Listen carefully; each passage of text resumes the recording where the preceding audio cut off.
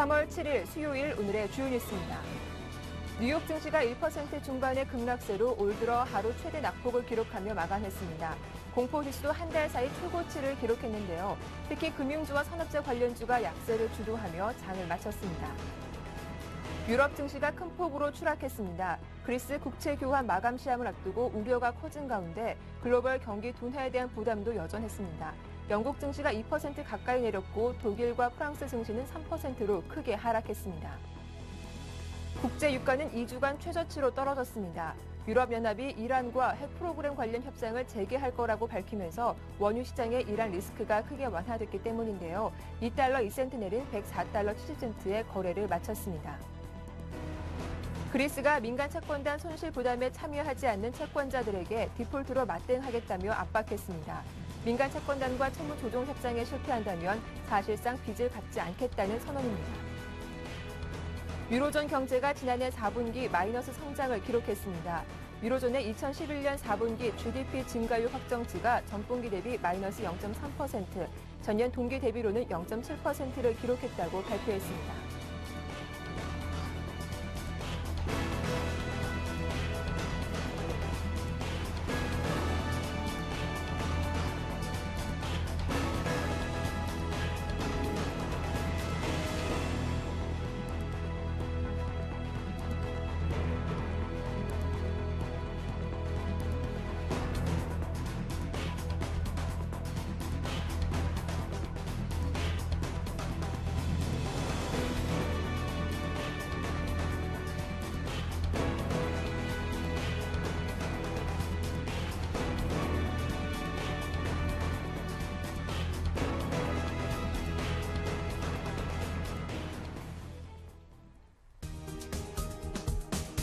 안녕하세요. 굿모닝 대박 예감 박미라입니다. 한밤 뉴욕 증시가 올 들어 최대 낙폭을 보이며 하락으로 마감했습니다. 이유는 크게 두 가지로 나눌 수가 있겠는데요. 첫째는 오는 8일 그리스 채권단의 국채 교환 신청 마감을 앞두고 새삼스럽게 디폴트 우려가 제기됐기 때문이고, 둘째는 글로벌 경기 둔화에 대한 걱정 때문이었습니다. 이렇게 시장 심리가 불안해지고 있는데 월가의 대표적인 비관론자죠. 닥터 둠으로 불리는 마크 파버 교수가 중동발 전쟁은 불가피하다며 안전자산인 금에 투자해야 한다고 말하기도 했습니다. 자, 불안감이 큰 장이었죠. 글로벌 이슈도 어떤 것들이 있었는지 자세하게 분석해보겠습니다. 글로벌 핫이슈 오늘 순서는 인백스 투자자문의 이현민 본부장과 함께하겠습니다. 안녕하세요. 네, 안녕하십니까. 네, 내부적인 지표 호재로 올라왔던 뉴욕 증시가 이번에는 그리스 이슈에 좀 집중이 되면서 큰 폭의 하락세를 보였습니다. 더욱이 다우지수가 200포인트 이상 빠진 것은 지난 11월 이후도 처음이기도 한데요. 상당히 좀 많이 빠졌습니다. 그렇습니다. 올 들어서 다우지수가 이렇게 빠진 것은 최대 낙폭이라고 볼 수가 있겠습니다. 말씀하신 대로 그리스의 국채, 민간 채권단의 참여가 저조하다는 우려감이 뉴욕 증시의 발목을 잡았습니다. 다우지수가 1.57% 하락한 12,759로 마감을 했고요. 나스닥 지수도 1.36% 하락한 2,910에 장을 마감을 했습니다. S&P 500 지수도 1.54% 하락하면서 1,343으로 장을 마감을 했습니다. 전반적으로 올해 들어서 최대 낙폭이라는 점, 그 다음에 야후의 대규모 감원 소식, 그다음에 엊그제 애플의 추가적인 주가가 크게 하락했다는 점, 이런 점에서 뉴욕 증시의 이런 부분을 상쇄할 수 있는 주요 경제 지표의 내용들이 오늘 공백을 가졌다는 점도 불안한 부분이라고 볼 수가 있겠습니다. 종목별로 좀 더 살펴드리면 다우지수 편입 종목인 캐터필러가 3.78% 비교적 큰 폭으로 하락을 했고요. 알코아도 4%의 낙폭을 보였습니다. 금융주도 좋지 않았는데요. 모건 스탠리나 시티 등 금융주의 흐름도 4% 이상 하락하는 등 좋지 않았습니다. 애플의 주가는 낙폭은 좀 줄어들었지만 0.54% 하락한 수치가 그대로 반영이 됐고요.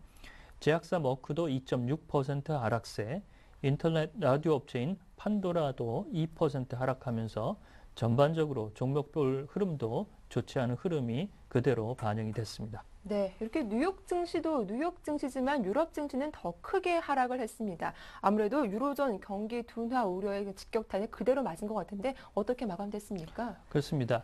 유로존의 작년 GDP 성장률 내용들이 발표가 됐는데요. 확정치가 나왔습니다만 역시 4분기 경제 성장률은 기존에 발표했던 잠정치 수치인 마이너스 0.3%로 나오면서 올해 유로존의 성장이 더딜 것이라는 그런 우려도 현재 같이 녹아 있다라고 볼 수가 있겠는데요. 독일의 닥스 지수가 3.4% 비교적 큰 폭의 하락세가 나타났고요. 영국의 FTSE 지수도 1.86% 하락을 했습니다. 프랑스의 깍그 지수도 3.58% 하락하면서 뉴욕의 주요 증시가 3% 전후 수준의 내용들로 하락세가 나타났다는 점, 이런 점이 불만이라고 하겠는데요.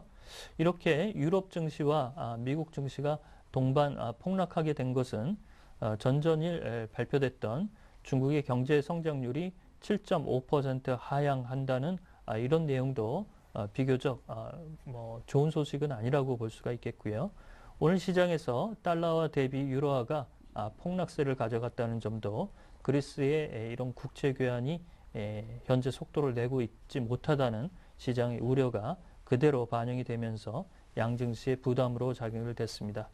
또한 미국의 현재 연준이 가져가고 있는 3차 양적 완화 프로그램, 이런 점의 가능성이 현재 많이 줄어들었고 지방 현재 그 연방은행의 주요 총재들도 양적 완화가 필요하지 않다라는 목소리가 조금 높아진 점도 오늘 뉴욕 증시가 큰 폭으로 하락한 배경에 일조를 하지 않았나라고 보겠습니다. 네, 이렇게 중국도 그렇고 유로존 경기까지 둔화될 거라는 우려가 나오면서 미국 뉴욕 증시와 또 유럽 증시도 큰 폭의 하락세를 보였는데요. 좀 갑작스러운 지수 하락에 투자자분들이 많이 당혹했을 것 같아요. 그렇습니다. 네. 어떻게 본다면 뉴욕 증시를 올해 이끈 동인 중에 큰 내용이 네. 애플의 주가였는데요. 애플의 주가가 엊그제 이제 큰 폭으로 좀 하락하면서 이런 부분에 좀 불안 요소가 있었고요. 오늘 시장에서 보면 다우지수의 종목들도 별반 힘을 못 쓰고 낙폭도 3% 이상 나타나는 등 대표적인 종목들의 낙폭이 상당폭 크게 나타나면서 지수가 상당폭 밀린 그런 요인이라고 볼 수가 있겠습니다. 따라서 현재 시장은 1월과 2월을 거치면서 비교적 악재에 둔감하고 호재에 민감한 추세에서 그리스의 민간 채권단 참여와 관련된 이런 내용들을 현재 진행하면서 추가적으로 현재 나오는 소식에 대해서는 다소 우려감이 좀 커진 것이라고 볼 수가 있겠고요. 역시 뉴욕 증시에서는 애플이 어느 정도 추가적인 상승 모멘텀을 가져갈 수 있느냐가 바로미터가 될 것으로 보입니다.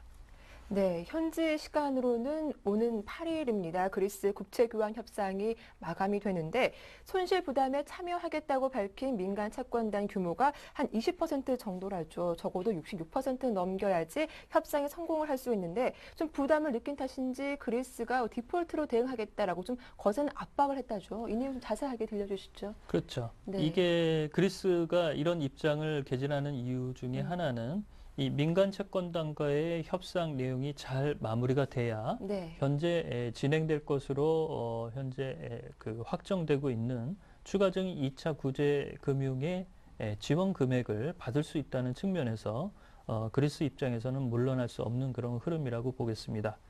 현재 12개의 주요 대형 민간 금융기관은 참여 의사를 밝혔는데요.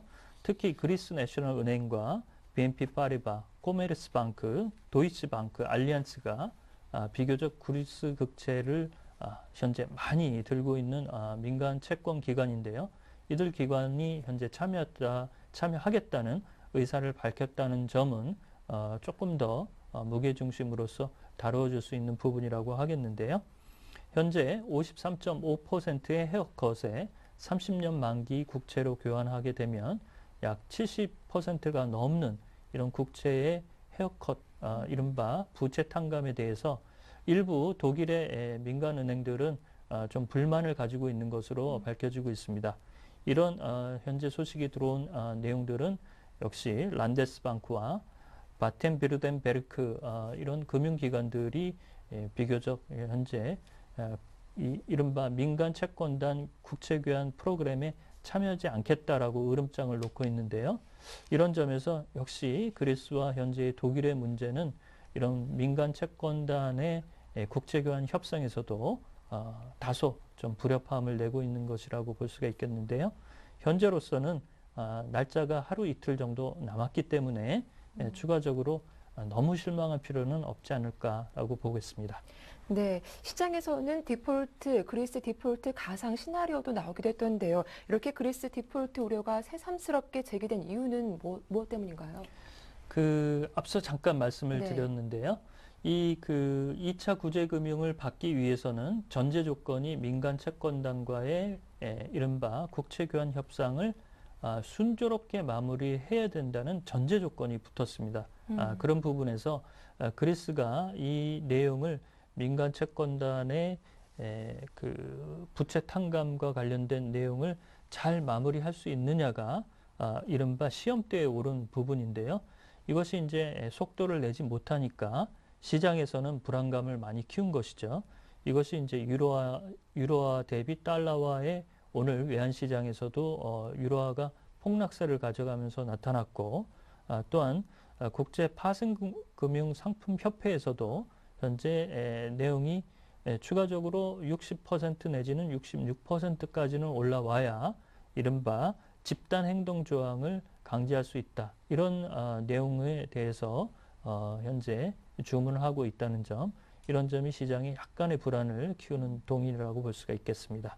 네, 다음 소식입니다. 유로존 경제가 지난해 4분기 마이너스 성장을 기록을 했습니다. 수출과 내수 소비도 감소세를 보였는데 좀 이 내용 자세하게 살펴봐 주시죠. 그렇습니다. 전반적으로 작년 1분기와 2분기는 비교적 그래도 어느 정도 상승 추세를 유지할 수 있는 그런 동인이 있었는데요. 3, 4분기 들어서면서 유로존의 경기 후퇴 국면이 좀 짙어지는 게 아닌가라는 내용으로 볼 수가 있겠습니다. 전체적인 성장률을 보면 플러스는 작년에 지켜냈지만 3분기 성장률은 잠정치보다 현재 확정치는 0.1%를 추가적으로 하향 조정을 했습니다. 그래서 확정치의 내용은 3분기 때 경제 성장률이 0.1%로 조정이 됐고요. 우리가 주목하는 것은 작년 4분기 때 마이너스 0.3% 내용이 별다른 현재 조정 없이 그대로 확정치로 나왔다는 그런 소식입니다. 전반적으로 이렇게 4분기 성장률이 좋지 않았다는 흐름이 올해 1분기에도 유로존의 내용들이 좋지 않을 것이라는 그런 우려감이 좀 더 커진다라고 볼 수가 있겠는데요. EU 27개국 전체로 봐도 작년에 1.5%, 유로존의 정체 성장률을 1.4%로 그 내용으로 본다고 한다면 EU나 유로존이나 현재 경제와 관련된 수준의 내용들은 역시 우려를 떨칠 수 있을 만큼 안전한 부분은 아니다라는 것이 현재 투자자들이 보는 관점이라고 보겠습니다. 네, 그렇다면 유로존 올해 경제 전망은 좀 어떻습니까? 시장에서는 하반기 미약하지만 그래도 회복세가 보일 것이다 이런 전망도 있던데요. 그렇습니다. 하반기에 대해서는 비교적 이제 좀 긍정적인 그 시나리오나 그런 내용을 좀 찾으려는 부분이 강하다라고 하겠습니다. 이른바 이태리의 몬티 총리가 현재 부르짖고 있는 긴축 일변도의 이른바 유로존의 해법은 더 이상 그 유로존의 미래를 담보하지 않는다는 측면에서 현재 긴축과 성장의 균형 잡힌 모습, 이런 쪽에 이제 주문이 좀 더 많아질 것으로 보이고요. 이런 내용들은 유로존 재무장관 회의나 EU 정상회담에서 좀 더 우리가 많이 자주 접할 수 있는 내용으로 회자될 것으로 예상이 되고 있습니다. 이렇다고 한다면 앵커께서 현재 지적하신 대로 상반기는 조금 어렵겠지만 하반기에는 조금 더 회복할 수 있는 그런 가능성은 조금 더 열어둬야 되지 않을까라고 보겠는데요. 역시 현재 진행되고 있는 그리스의 디폴트 우려, 이런 부분이 잘 마무리가 돼야 될 것으로 보이고요. 그 다음에 복병으로 현재 자리 잡고 있는 포르투갈과 이태리 문제, 이런 점도 이런 점에서 잘 헤어날 수 있는 부분이 담보돼야 하반기에 조금 더 힘을 낼 수 있는 부분에 기대를 할 수가 있다라고 보겠습니다. 네, 다음은 유럽 중앙은행의 자산 대차 대조표 규모가 이 3조 유로를 돌파했다라는 소식이 들어왔는데요. 이 규모는 독일 GDP보다도 30%가 더 많은 거라고요. 그렇습니다. 네. 이렇게 이제 그 많은 양의 유동성을 음. 방출하다 보니까 이 대차 대조파 규모가 네. 이른바 미국의 연방은행보다도 현재 더 늘어난 그런 수치로 이제 집계가 되고 있는데요. 역시 현재 3년 만기 대출 프로그램이죠. LTRO 프로그램을 1차와 2차에 걸쳐서 막대한 자금을 시중에 풀었다는 것이 ECB, 유럽중앙은행의 대차 대조표 규모가 상당폭 늘어난 것으로 현재 파악이 되고 있습니다. 총 규모는 3조 200억 유로로 현재 달러로 환산하면 3조 9,600억 달러 수준인데요. 이렇게 ECB의 대차 대조표 규모가 3조 유로를 넘긴 것은 사상 현재 최초라고 볼 수가 있겠습니다. 이는 연준의 밸런스 시트인 2조 9,600억 유로보다도 조금 더 많은 수치라서 연준보다도 현재 유럽중앙은행이 시중에 막대한 현재 유동성을 풀고 있다라고 볼 수가 있겠는데요. ECB는 이제 고민이 있습니다. 이 1차 LTRO와 2차 LTRO 프로그램이 3년 만기로 돼 있기 때문에 3년 후에 이 내용을 잘 회수할 수 있는 부분이 시장에 어떻게 본다면 조금 남아있는 리스크로서 현재 존재한다고 볼 수가 있겠습니다. 네, 이렇게 유동성이 증가한다면 대차 대조표가 커지는 것도 좀 당연한 일이 아닐까 싶은데 ECB의 대안은 좀 마련되어 있는 겁니까? 이런 점에서 현재 직접적인 ECB가 유럽의 국채 시장에서 개입하는 것은 계속 현재 네. 발을 빼고 있죠. 그래서 최근에 그 SMT 프로그램인 그 유로존 국채 시장에서 유럽중앙은행이 직접적인 국채 매입은 3주째 현재 개입을 않고 있습니다. 대신 LTRO 프로그램으로 현재 대체한다라고 보겠고요. 다만 이런 안전자산의 선호 현상, 그 다음에 이 LTRO 프로그램을 가져간 은행이나 민간 금융기관들이 추가적으로 현재 돈을 굴릴 수가 없는 부분에서 다시 ECB의 초단기 예금으로 파킹되는 이런 부분은 상당폭 늘어난다는 점은 미루어서 ECB가 조금 더 이런 리스크 부담을 좀 덜을 수 있는 부분이라고 볼 수가 있겠습니다. 네, 이어서 상품 시장 쪽으로 가보겠습니다. 그동안 고공행진을 이어가던 국제 유가가 2주간의 최대 폭의 낙폭을 보여줬다라고 하는데 국제 유가가 일단 하락세를 보였습니다. 금가슴도 어떻게 마감되는지 자세하게 정리해 주시죠. 예, 오늘 유가나 금 가격도 이렇게 전반적으로 좀 하향세를 보였는데요. 네. 미증시가 뭐 좋지 않은 점도 있었지만 현재 이란 핵 협상과 관련한 내용에서 오바마 대통령이 새벽에 인터뷰를 한 내용에서도 이른바 외교적인 채널을 통해서 이런 부분을 해결할 수 있다는 점도 이른바 유가 하락의 요인으로 좀 비춰준 부분이라고 하겠습니다. 오늘 유가는 1.9% 하락한 서부 텍사스산 원유 가격은 배럴당 104달러 70센트에 마감을 했고요. 금 가격도 1.9% 온스당 1672달러 10센트에 마감을 했습니다. 예, 끝으로 오늘 밤 주요 일정 전해주십시오. 예, 주요 일정은 네 가지를 말씀을 드리겠습니다. 추가 경제 지표로서는 모기지 은행가 협회에서 현재 발표하는 모기지 신청 지수가 발표될 내용인데요. 이전치는 0.3% 내린 것으로 현재 나와 있어서 이 정도 수치에서 변동 수치가 나올 것으로 보이고요. 그다음에 2월 ADP 민간 고용 지수가 발표가 됩니다. 이전치는 17만 명이 증가했을 것으로 현재 확정치가 나와 있는데요. 예상치는 22만 명 정도가 늘어날 것으로 현재 잠정 집계가 되고 있습니다. 이 밖에 4분기 생산성 지표와 주간 원유 재고는 현재 이전치인 416만 배럴 수치에서 조금 더 늘어난 수치로 발표될 부분이라고 볼 수가 있겠습니다. 네, 말씀 잘 들었습니다. 지금까지 인백스 투자자문의 이현민 본부장과 함께했습니다. 도움 말씀 고맙습니다.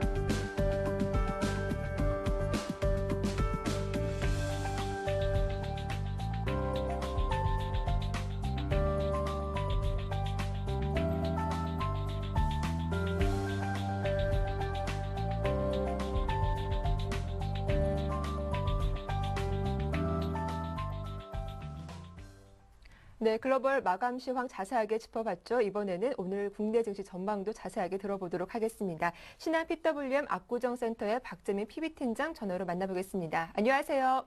예, 안녕하세요. 네, 글로벌 증시가 좀 크게 하락을 했습니다. 다소 새삼스럽지만 그리스 디폴트 우려가 제기가 됐고 또 글로벌 경기 둔화 우려가 계속 발목을 잡고 있는 것 같습니다. 오늘 국내 증시 전망은 어떻게 보십니까? 예, 이제 내일 다가온 사실 올 들어 첫 번째 선물 옵션 동시 만기를 앞두고 지속적으로 프로그램 메모리 증시를 압박하고 있는 상황 속입니다. 그리고 수급의 핵심 주체였던 외국인마저 이제 최근 팔자로 좀 나서는 모습을 보이면서 수급 악화가 지수 조정 상황을 계속 이어나가고 있다 이렇게 말씀을 드리고 싶고요. 월요일 사실 제일 이제 세계 증시가 주목하고 있는 중국에서 정부가 경제 성장률 목표치를 성장보다 분배 위주에 초점을 맞추면서 하향 조정한 것도 지금 증시 조정의 빌미가 되고 있습니다. 그래서 심리적으로 악재 상황을 만든 상황이고 밤사이 뉴욕 증시 좀 크게 하락을 했는데요. 유럽 증시 폭락을 했고요. 금일 사실 해외 증시랑 키 맞추기보다는 어떤 선물 옵션 동시 만기를 앞두고 별개로 국내 증시 좀 더 조정 흐름에 무게를 두는 것이 맞다고 일단 판단을 하고 있습니다. 네. 어제 코스피 지수는 2,000선 그래도 사수하면서 장을 마치긴 했지만 체감 몸으로 느끼는 지표 하락은 더 컸던 하루가 아니었을까 싶습니다. 이제 국내 이벤트도 하루 앞두고 있는 상태인데 오늘 좀 어떤 대응 전략이 필요할까요? 예, 최근 업종별로 사실 전기전자 업종을 빼고는 일제히 하락하는 모습이 심해지고 있는데요. 어제도 사실 삼성전자가 플러스를 냈고 전기전자 업종이 상당히 시장에 비해 강한 모습을 보였었습니다. 전기전자 업종은 계속 말씀드리지만 일본, 대만 이런 경쟁업체들이 무너지면서 반도체가 결국 국내 시장이 이제 독과점화할 것이고 경쟁 유의를 갖출 것이다.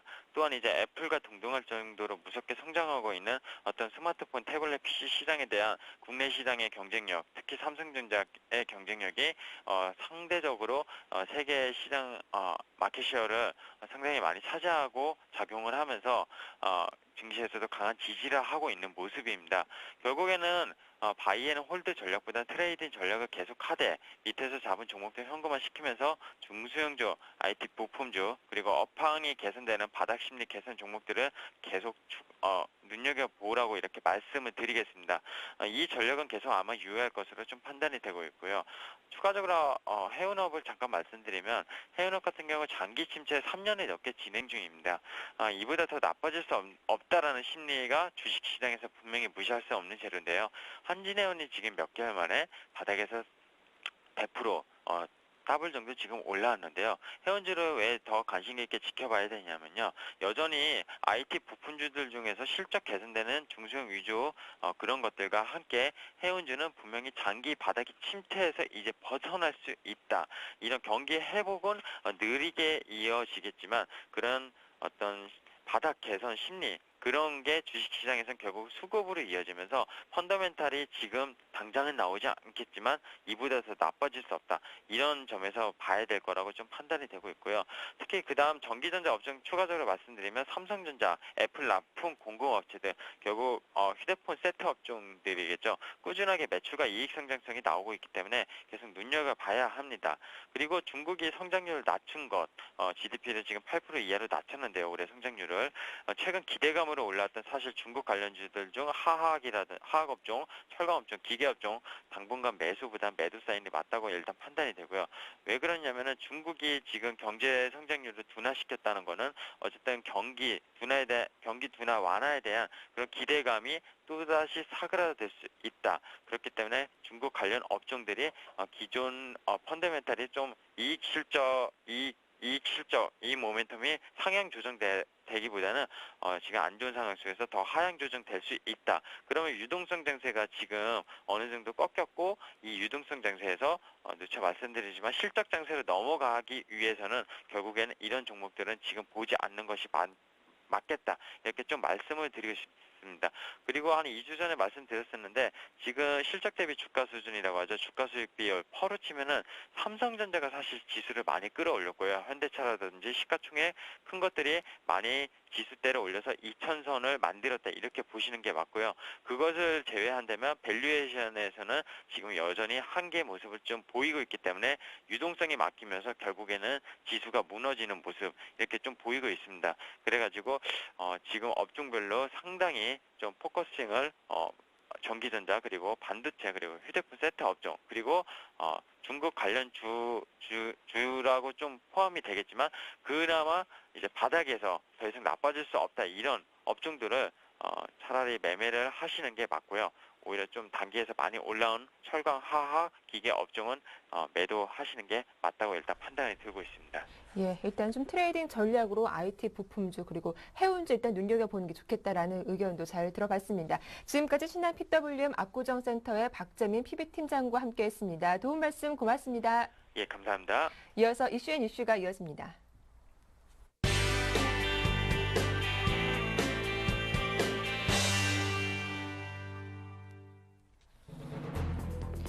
삼성생명은 2020 비전 선포식에서 2020년 자산 500조 원, 매출 100조 원을 돌파해 전 세계 생보업계 15위까지 성장하겠다는 목표를 내놓았습니다.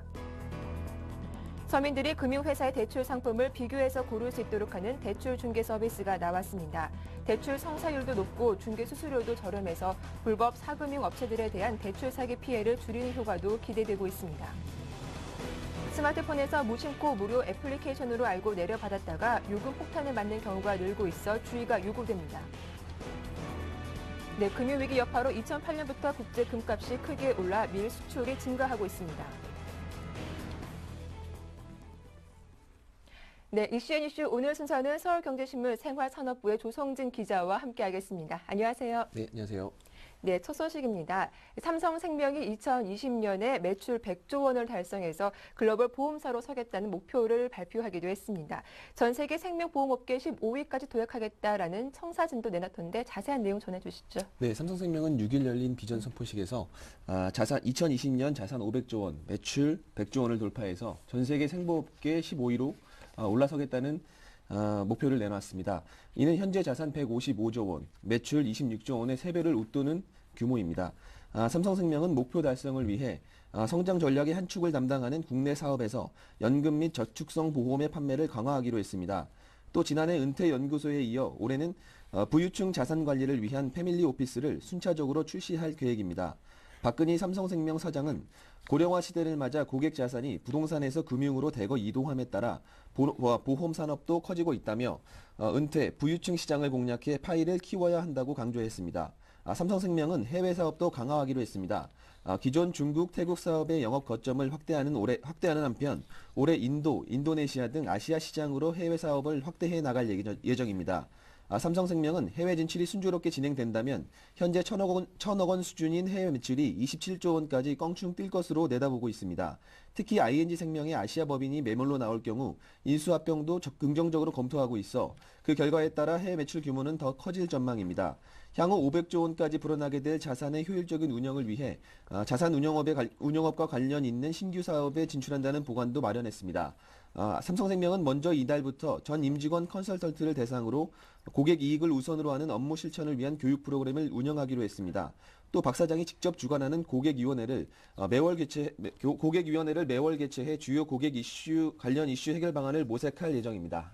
네, 다음 소식입니다. 서민들이 금융회사의 대출 상품을 비교해서 선택할 수 있는 서비스가 나왔다고 하죠. 은행과 금융협회 등이 공동 출자한 한국이지론이라는 대출 중개회사를 통해서 자신에게 맞는 그런 대출 상품을 안내받을 수 있게 되는 건데요. 어떤 내용입니까? 네, 앞으로는 그 대출을 신청했다가 탈락한 서민들이 자신에게 적합한 그 대출 상품을 고를 수 있는 중개 서비스가 제공됩니다. 금융감독원은 전문 대출 중개 기관인 한국이지론에서 이달 중으로 대출 중개 기능을 활성화하기로 했다고 밝혔습니다. 대출을 받으려는 사람이 한국이지론에 대출을 신청하면 자동으로 개인 신용평가 시스템에 연결됩니다. 그러면 각 금융회사들이 대출 금액과 금리를 제시하고 고객은 자신에게 가장 유리한 금융상품을 한눈에 고를 수 있습니다. 특정 금융기관에서 대출이 거절된 고객이라도 다른 금융기관의 대출 상품을 선택하면 됩니다.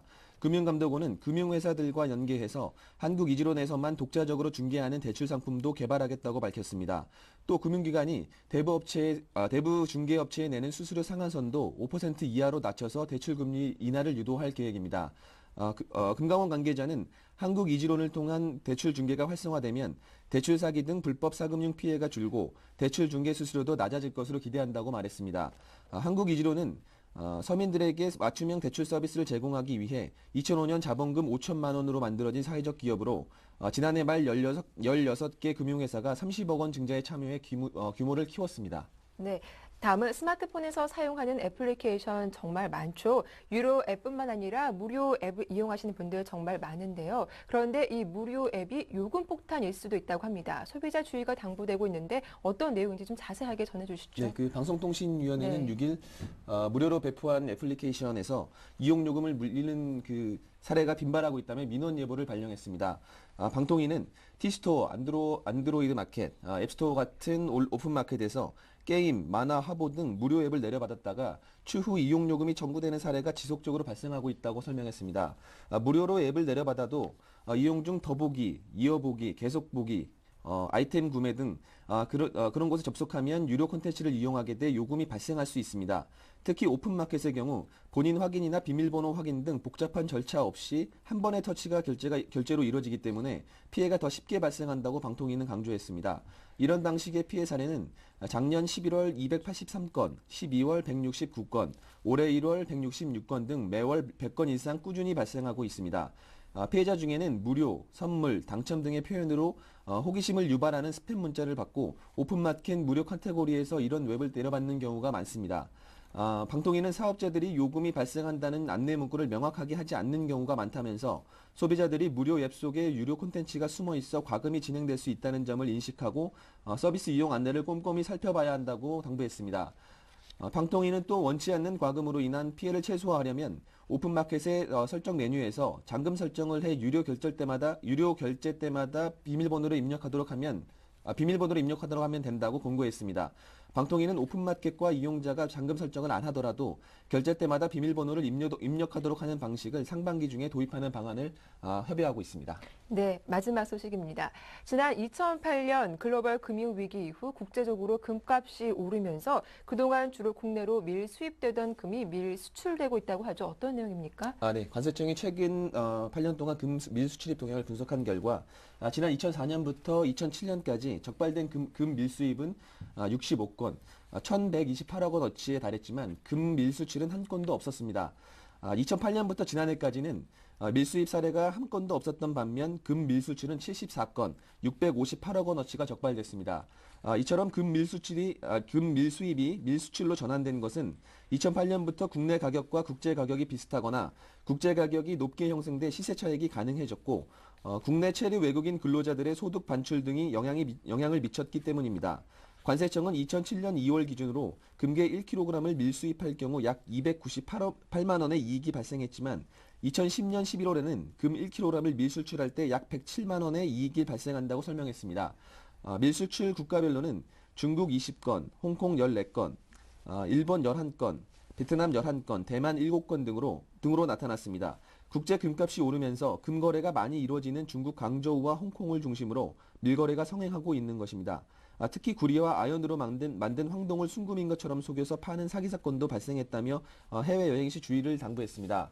관세청은 2008년부터 외국인 근로자들이 국내 소득 등을 불법 반출하는 수단으로 악용하고 있는 점을 주목하고 정보활동과 공항 검색을 강화하기로 했습니다. 예, 말씀 잘 들었습니다. 지금까지 서울경제신문 생활산업부의 조성진 기자와 함께했습니다. 또 말씀 감사합니다. 네, 수고하셨습니다. 잠시 후 이슈앤 진단 함께하겠습니다.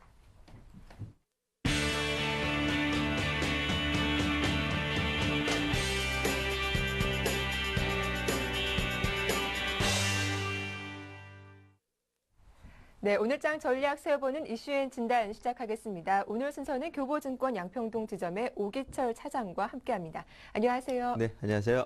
예, 어제 국내 증시가 또 이틀째 조정 장세가 이어졌습니다. 코스피 지수가 장중 한때 1980포인트까지 밀리기도 했지만 종가상 가까스로 기관의 매수로도 2000선 지켜주면서 마감을 하기도 했는데요. 좀 시장 심리가 많이 불안한 것 같아요. 어떻게 마감됐습니까? 네, 그렇습니다. 일단은 2000선이 이제는 좀 지지 라인으로 좀 그 작용을 하지 않겠느냐는 네. 그런 기대감이 있었는데 어제 장중 흐름을 보게 되면 1990선까지도 무너지는 그런 흐름이 나왔었거든요.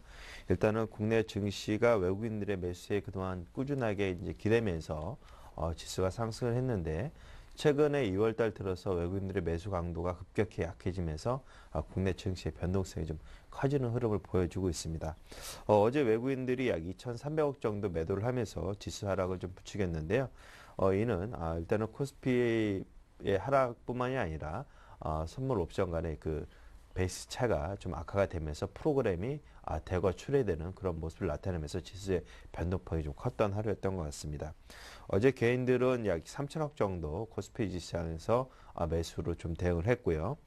그 결과 이제 지수는 2천선을 정확히 지키면서 15포인트 하락한 일단 2천선으로 마무리가 됐습니다. 코스닥 지수는 조금 더 하락한 6포인트 하락한 533포인트로 마감이 됐고요. 역시 코스닥 시장에서도 개인만이 약 200억 정도 순매수를 하면서 일단은 저가 하락에 대한 반응으로 매수 대응하는 그런 모습을 보였습니다. 어제 프로그램이 차익이 490억 정도 매수의 반면에 비차익 거래에서 약 2,100억 정도 매도가 나면서 전체적으로 프로그램은 1,600억 정도 매도 우위를 나타냈고요. 환율은 4원 40전 상승한 1,122.9원으로 마감이 됐습니다. 일단 어제의 하락은 중국과 유로존 경기의 둔화 우려로 인해서 시장이 좀 출렁이는 그런 모습을 보였었고요.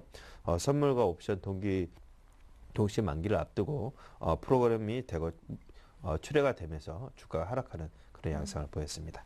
네, 어제 대부분 업종이 크게 하락을 했는데 반면 LED 관련주는 상당히 강한 모습을 보여주기도 했습니다. 또 반면 정치 테마주는 또 크게 급락하는 모습을 보여줬었는데 어떤 업종이 또 특별했는지 한번 특징주와 함께 특별한 이슈도 한번 정리해 볼게요. 말씀하신 대로 어제 네.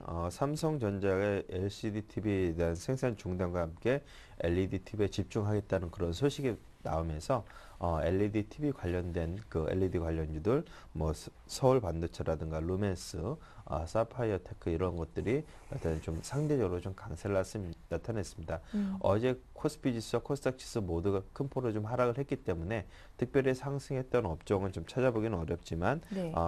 그 외에 이제 섬유화학 업종들, 이제 인도의 면화 수출 금지 결정으로 면화값이 강세를 나타낼 것으로 예상이 되면서 그 관련된 화학 섬유 관련한 휴비스, KP칼미칼, 카프로 이 정도가 어제 상대적으로 강세를 나타내면서 좋은 흐름을 보였고요. 중국의 에너지 구조 개선을 위한 원자력 수력 발전을 주 에너지원으로 제시하면서 기계업종인 두산중공업과 한전기술의 흐름도 상대적으로 좀 강세를 나타냈습니다. 전형적인 특징주를 보게 되면 삼성테크온이 일단은 실적 바닥 기대감으로 최근에 좀 좋은 흐름을 좀 나타내고 있고요. 안철수 연구소, 아가방코펜의 이지 등 대선 관련주가 금감원에서 테마주 주가 조작 관련해서 이제 고발을 검토하고 있다는 소식과 함께 급락하는 그런 모습을 보였습니다. 위에 이제 쌍용 머티리얼과 한국 화장품이 이틀 연속 상한가를 기록했는데요. 쌍용 머티리얼 같은 경우는 중국의 외국 기업 히토류 채굴 및 탐사 금지에 소식에 힘입어서 상한가 마감을 했는데 쌍용 머티리얼 같은 경우는 지난해 히토류 자석을 대체할 수 있는 고특성 페라이트 마그네트를 개발하는 업체입니다. 그리고 한국 화장품은 신세계가 화장품 사업에 진출한다는 M&A 관련된 소식으로 해서 이틀 연속 상한가를 기록하는 그런 모습을 보였습니다. 예, 이렇게 전일장 강세 업종과 특징주들 정리해봤습니다. 이제 전략을 세워볼 텐데요. 주 중반인 오늘은 수요일 장이기도 합니다. 내일 있을 대형 이벤트를 앞두고 좀 숨고르기 장세가 펼쳐질 것인지 관망세가 나올 것인지 오늘 좀 어떤 대응 전략이 필요할까요? 일단은 뭐 지금 대응 전망을 네. 보시기 앞서서 차트를 한번 보셔야 될 것 같습니다. 네. 일단은 회의 지수 차트인데요. 일단 미국의 차트입니다. S&P 500 지수 차트 보시게 되면 그동안 지금 작년 이제 올해 초부터 주가 흐름이 계속적으로 작년 말부터 상승 흐름이 이어졌던 것이 어제 하루로 주요 이동평균선을 다 이탈을 하면서 네. 하락 마감을 했습니다. 일단은 지금 봐서는 S&P 기준으로선 1300선은 좀 지지해 줄 것으로 좀 기대가 되지만 그렇다 하더라도 이러한 추세가 한 번 더 꺾인다고 하면 일단은 상승 추세가 이제 좀 한풀 좀 꺾이는 그런 모습이 나타날 가능성이 있습니다. 이와 맞물려서 유럽의 이제 대표적인 국가인 독일 같은 경우 보게 되면 지난 2개월 동안 이어왔던 그런 흐름이 어제 하루로서 완전히 깨지는 그런 모습을 보였습니다.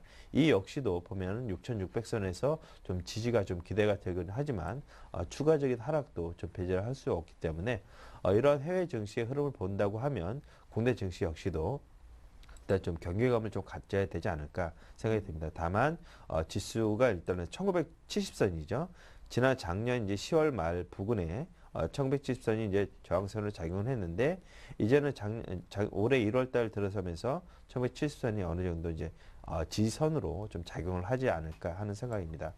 특히 이제 어제 유럽이 한 3%대 정도의 급락을 하는 모습을 보였기 때문에 국내 증시가 어제 좀 선반영한 측면이 있다 하더라도 하락 출발은 좀 불가피할 것으로 보여지고요. 일단 지수는 1970선 정도 선에서는 일단 지지해 줄 것으로 좀 판단이 됩니다. 그렇다면 지금은 선물 옵션 만기를 앞두고 일단은 좀 저가 분할 매수 대응이 좀 좋지 않을까 하는 생각입니다.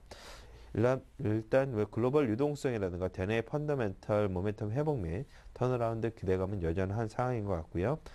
현재 조정이 장기화될 가능성은 좀 낮아서 일단은 주가 조정 시마다 분할 매수하는 전략이 좋을 것으로 판단이 됩니다. 네, 조정 시마다 분할 매수 전략이 바람직하겠다라고 하셨는데요. 그렇다면 좀 눈여겨볼 만한 업종이 있다면 어떤 업종이 있을까요? 소개해 주시죠. 예, 일단은 좀 최근에 뭐 화두가 네. 거의 삼성전자와 하이닉스로 상당히 많이 맞춰졌는데요. 이와 관련된 업종, LED 업종입니다. 어제 네. 앞서 말씀드린 것처럼 삼성이 LCD TV 생산을 중단하고 국내에서는 이르면 이달부터 LED TV로 전환한다는 소식으로 LED 관련주들이 중장기적으로 계속적으로 수혜를 받지 않을까 하는 생각입니다. 저가형 LED TV 확산으로 수요가 증가할 전망이고요. LED 조명의 시장 가격에 인하에 따른 보급률이 확대되고 있습니다. 그래서 단기적으로 저가형 LED TV 관련해서는 서울 반도체와 루멘스, 중장기적으로 이제 LED 조명 시장에서 경쟁 침해에 대한 내성을 보유하고 있는 사파이어 테크놀로지 정도가 LED 관련주로서 좀 관심을 갖고 접근해 보실 만할 것 같습니다. 또한 다른 업종으로 보게 되면 중소형 IT 중에서 반도체 업종 중에서 한 종목을 좀 선별해 봤는데요. 삼성과 하이닉스 비메모리 관련 투자 관련 수혜주입니다. 삼성전자가 올해 비메모리 부분에 약 7조 3천억 정도를 매수를 투자를 하고요. 하이닉스도 2015년까지 비메모리 매출액을 1조 원으로 목표를 투자 계획을 잡고 있어서 이 관련된 수혜 업종을 좀 살펴보셔야 될 것 같습니다. 이 중에서 아이테스트라는 종목을 좀 소개를 해드리겠습니다. 아이테스트는 지난 11월에 상장한 반도체 테스트 국내 1위 업체인데요. 삼성전자와 하이닉스의 비메모리 투자 수혜가 확실히 기대가 되고 있는 업체입니다.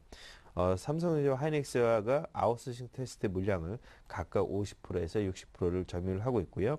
비메모리 매출액의 80%를 차지하는 모바일 AP 테스트 물량이 확대가 전망에 있습니다.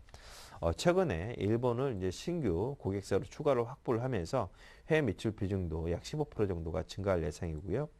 그렇다면 현 주가는 좀 상당히 좀 저평가되어 있는 국면이다 이렇게 볼 수 있을 것 같습니다. 작년 11월 11일 날 상장한 업체인데요. 일단 차트를 보면서 수급이랑 같이 말씀을 드리도록 하겠습니다.